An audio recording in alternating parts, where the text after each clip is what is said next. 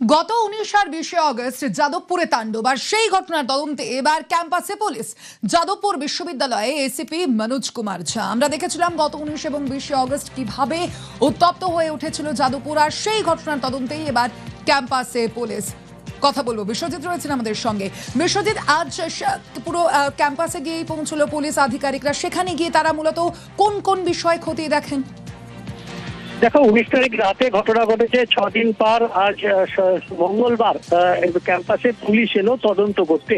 19 এবং 20 তারিখ যে ঘটনা ঘটেছে, অর্থাৎ বুধবার রাতে যে ঘটনা ঘটেছে, এবং তার প্রেক্ষিতে বৃহস্পতিবার বিশ্ববিদ্যালয় উত্তাল হয়ে উঠে মিছিল এবং তারপর এমডেম ভেঙে যায়।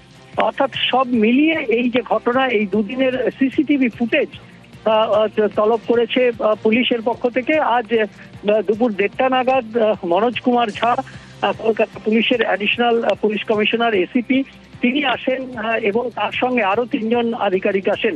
মোট 4 জনের এই প্রতিনিধি দল পুলিশের তারা আসেন। যদিও তারা উপাচার্যের সঙ্গে দেখা করবেন বলে এসেছিলেন, যদি উপাচার্য অসুস্থ বলে আসেননি। রেজিস্ট্রার সেলিম বক্স মন্ডল তিনি তার সঙ্গে কথা বলেন তাদের সঙ্গে, এবং কলকাতা পুলিশের পক্ষ থেকে এই তদন্তকারী যে টিম, তারা যেটা যে সমস্ত বিষয় চেয়েছে তার মধ্যে মূলত ওই দুদিনের সিসিটিভি ফুটেজ যেমন রয়েছে, এছাড়াও বিভিন্ন তথ্য এবং নথি চাওয়া হয়েছে, এবং এই সমস্ত কিছুই কলকাতা পুলিশকে তদন্তে সহযোগিতার জন্য বিশ্ববিদ্যালয় দেবে বলে জানিয়েছেন। প্রসেস চলছে এমনটাই জানিয়েছেন রেজিস্ট্রার। পাশাপাশি ওই দুদিনে ঘটনায় কারা জড়িত ছিল সেই সমস্ত সিসিটিভি ফুটেজ থেকে প্রকৃত তদন্তের মাধ্যমেই উঠে আসবে, এমনটাই আশা প্রকাশ করেছেন বিশ্ববিদ্যালয় কর্তৃপক্ষ। এবং তারা কলকাতা পুলিশের যে তদন্তকারী টিম এসছে, তারা যে সমস্ত রিকুইজিশন দিয়ে গেছেন সেই সমস্ত বিষয়গুলো বিশ্ববিদ্যালয় কর্তৃপক্ষ তাদেরকে দিয়ে সহযোগিতা করবে, এমনটাই জানিয়েছেন রেজিস্ট্রার সেলিম বক্স মন্ডল।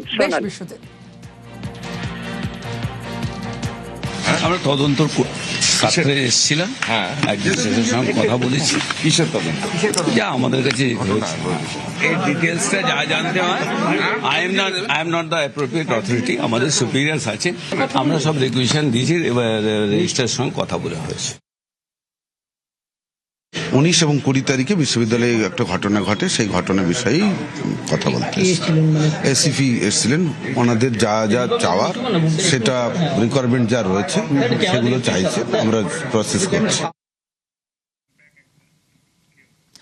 যত কাণ্ড যাদবপুরে, ছাত্র রাজনীতির নামে ক্যাম্পাসে নৈরাজ্য বলে তোপ দাগলেন রাজ্যের মন্ত্রী দিলীপ ঘোষ। পাশাপাশি তিনি তার আরো বক্তব্য, যাদবপুরে ঘুঘুর বাসা, বাবুল সুপ্রিয় হেনস্থার প্রসঙ্গ টেনেও তোপ দিলীপ ঘোষের।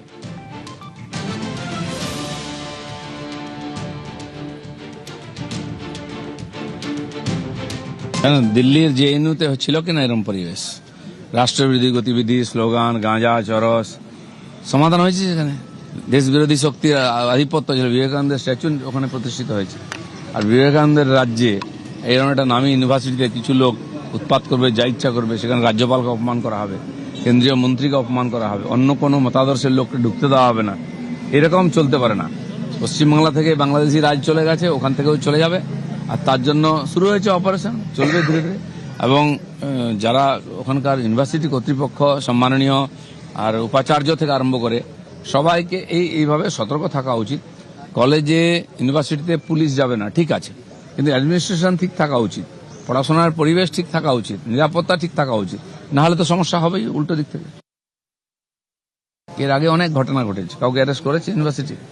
বাবুল সুপ্রিয়কে যেভাবে অসম্মান করা হয়েছিল, তার বিরুদ্ধে আমরা গিয়ে ওখানে সার্জিক্যাল স্ট্রাইক করিয়েছিলাম। জানি কর্তৃপক্ষ করতে পারবে না, ঘুঘুর বাসা আছে। রাজ্যপালকে যেভাবে অপমান করা হয়েছিল, এটা তো কেউ সহ্য করতে পারে না। আমরা পারিনি, সহ্য করব না, আমরাই পরিবর্তন করব। এই যাদবপুর কাণ্ড নিয়েই আমরা দেখেছি ইতিমধ্যেই সরগরম রাজ্য রাজনীতি। আমরা দেখেছি গত 19 এবং 20 অগস্ট যেভাবে যাদবপুর উত্তপ্ত হয়ে উঠেছিল, এবং সেখানেই বারংবার কিন্তু একাধিক বিতর্ক সামনে এসেছিল, এবং যাদবপুর বিশ্ববিদ্যালয়ের মধ্যে কিভাবে এই দুই যে গোষ্ঠী, তাদের মধ্যে সংঘর্ষ, এবিভিপি এবং এসএফআই এর মধ্যে যে সংঘর্ষের ঘটনার যে সূত্রপাত হয়েছিল গত 19 অগস্ট, এবং তার পরবর্তীতে 20 অগস্ট যাদবপুর ক্যাম্পাসে ভাঙচুরের ঘটনাও আমরা দেখেছি ঘটতে, এবং তার 6 দিন পরে একদিকে যেমন সেখানে আমরা দেখতে পাচ্ছি ক্যাম্পাসে পৌঁছেছে আজ পুলিশ আধিকারিকেরা, তারা বিভিন্ন বিষয় খতিয়ে দেখা হচ্ছে তাদের তরফ থেকে।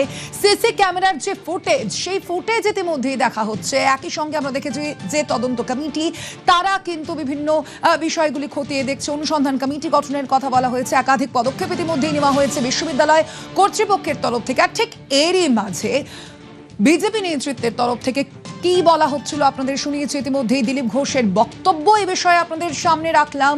যাদবপুরে ছাত্র রাজনীতির নামে ক্যাম্পাসে নৈরাজ্য চলছে বলে তোপ দেখেছেন ইতিমধ্যেই রাজ্যের মন্ত্রী দিলীপ ঘোষ। তার কি বক্তব্য ছিল সেই বক্তব্য আপনাদের শুনিয়েছি। এবং এই ঘটনা নিয়ে মূলত যাদবপুর বিশ্ববিদ্যালয়ে যেভাবে আমরা দেখেছি যে গত সপ্তাহ থেকেই মূলত উত্তপ্ত হয়ে উঠেছিল পরিস্থিতি, এবং সেখানে একাধিক প্রশ্ন বারংবার সামনে এসেছিল। ছাত্র সংসদ নির্বাচন হচ্ছে না, গত 2020 সালে আমরা দেখেছিলাম ছাত্র সংসদ নির্বাচন হতে, এবং তারপরে কিন্তু মাঝে এতগুলো বছর পেরিয়ে গেলেও যাদবপুর বিশ্ববিদ্যালয়ে ছাত্র সংসদ নির্বাচন হয়নি। কিন্তু তা সত্ত্বেও যেভাবে যাদবপুর বিশ্ববিদ্যালয়ে আমরা দেখেছিলাম উত্তপ্ত হতে, ঠিক সেখানেই একাধিক প্রশ্ন উঠে এসেছিল। এবং সেখানেই বিজেপি নেতা মন্ত্রীদের কি বক্তব্য, ইতিমধ্যেই আপনাদের সামনে দিলীপ ঘোষের কি বক্তব্য, সেই বক্তব্য শোনালাম। এবং আগের বিভিন্ন ঘটনার কথাও উল্লেখ করেছেন দিলীপ ঘোষ। বাবুল সুপ্রিয়র হেনস্থার প্রসঙ্গ টেনেও তোপ দেখেছেন আজ রাজ্যের মন্ত্রী দিলীপ ঘোষ। অন্যদিকে যাদবপুরে বামপন্থীদের নিশানা করেছেন কেন্দ্রীয় শিক্ষা প্রতিমন্ত্রী সুকান্ত মজুমদার।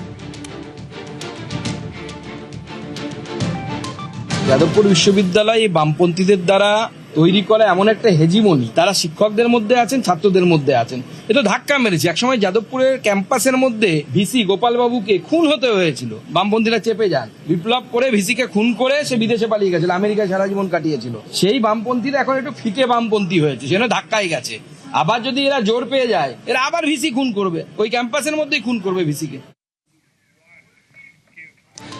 যাদবপুর ঘটনা নিয়ে বামপন্থীদের নিশানা সুকান্ত মজুমদারের, আমরা কথা বলবো এ নিয়ে। আমাদের সঙ্গে এই মুহূর্তে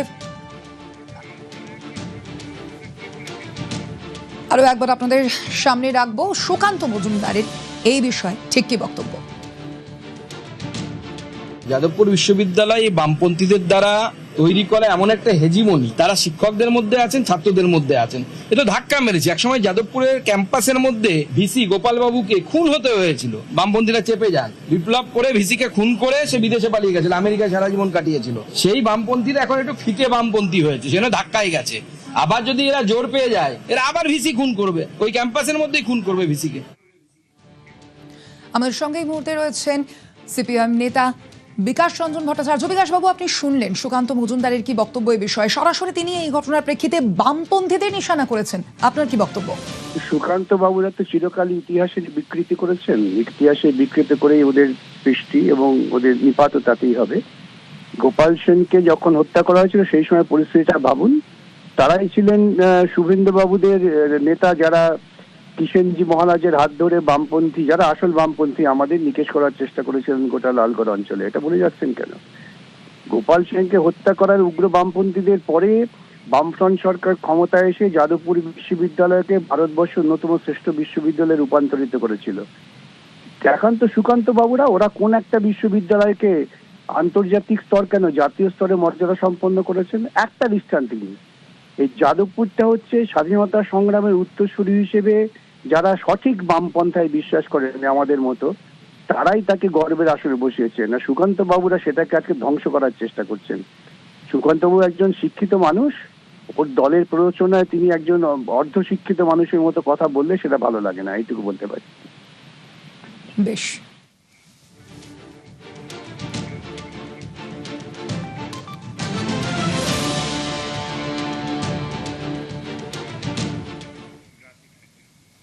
শিক্ষা প্রতিষ্ঠানে রাজনীতির আখড়া করা যাবে না, সচেতনভাবে এই পরিচালন সমিতিতে জনপ্রতিনিধিরা দাবি করেছেন উচ্চশিক্ষামন্ত্রী জগন্নাথ চট্টোপাধ্যায়।